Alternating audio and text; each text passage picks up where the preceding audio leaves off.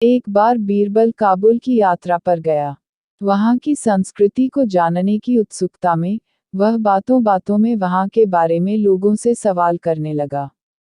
कुछ लोगों को बीरबल की बातें सुनकर ये शक हो गया कि वो किसी राज्य का भेदिया है। उन्होंने ये बात काबुल के शहंशाह के कानों तक पहुंचा दी। काबुल के शहंशाह ने बिना देर किए बीरबल को गिरफ्तार करने सैनिकों की टुकड़ी भेज दी। बीरबल को गिरफ्तार काबुल के शहंशाह के सामने पेश किया गया। काबुल के शहंशाह ने बीरबल से पूछा, कौन हो तुम, हमारे राज्य में क्या कर रहे हो? बीरबल ने उत्तर दिया, हुजूर, मैं एक यात्री हूँ। भिन्न भिन्न देशों का भ्रमण करना और वहाँ की संस्कृति के बारे में जानने का मुझे शौक है।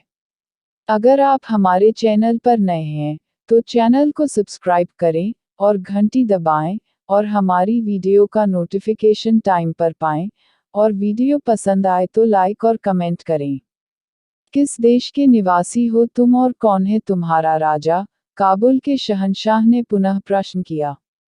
हुजूर, मैं हिंदुस्तान का निवासी हूँ और वहाँ के शहंशाह जलालुद्दीन अकबर हैं। बीरबल ने शालीनता से उत्तर दिया। ओह बादशाह अकबर, और हमारे बारे में यदि एक शब्द में कुछ कहना पड़े तो क्या कहोगे?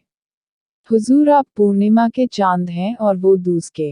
बीरबल का ये त्वरित उत्तर सुनकर काबुल का शहंशाह बहुत खुश हुआ। उसने बीरबल को छोड़ दिया और कई हीरे जवाहरात के साथ विदा किया। जब बीरबल वापस लौटकर अपने घर आया तो काबुल का हाल घरवालों को बताया। उसने काबुल के शहंशाह से हुई बातचीत के बारे में भी घरवालों को बताया।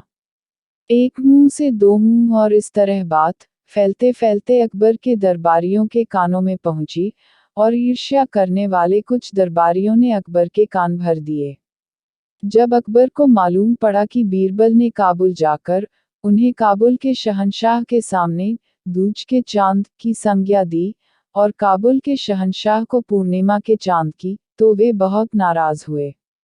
अगले दिन जब दरबार लगा तो उन्होंने बीरबल पर व्यंग्य बाण छोड़ते हुए कहा, क्यों बीरबल, काबुल जाकर तुम तो काबुल के हो गए। वहां का शहंशाह तुम्हें पूर्णिमा का चांद लगता है और हम दूज के, तो फिर तुम हमारे दरबार में क्या कर रहे हो? जिसकी बड़ाई करते हो उसी के दरबार में रहो। बीरबल समझ गया कि दरबारियों ने अकबर के कान भर दिए हैं। उसने तुरंत उत्तर दिया, हुजूर, पहले आप मेरी पूरी बात सुन लीजिए, फिर कोई निष्कर्ष निकालिए। पूर्णिमा का चांद आकार में चाहे कितना ही बड़ा क्यों न हो, प्रतिदिन घटता चला जाता है और अमावस्या के दिन पूरा अदृश्य हो जाता है। लेकिन दूज का चांद प्रतिदिन बढ़ता जाता है। पूर्णिमा का चांद एक दिन चमकता है और दूज का चांद पूरे पखवाड़े। अब बताए बड़ाई किसकी हुई? मैंने तो यही कहा कि दिन प्रतिदिन आपका पराक्रम, साम्राज्य और यश बढ़ता रहे। बीरबल की बात सुनकर अकबर की नाराजगी खत्म हो गई और उन्होंने बीरबल को कई वस्त्र और आभूषण उपहार में दिए। इधर ईर्ष्या करने वाले दरबारी अपना सा मुंह लेकर रह गए।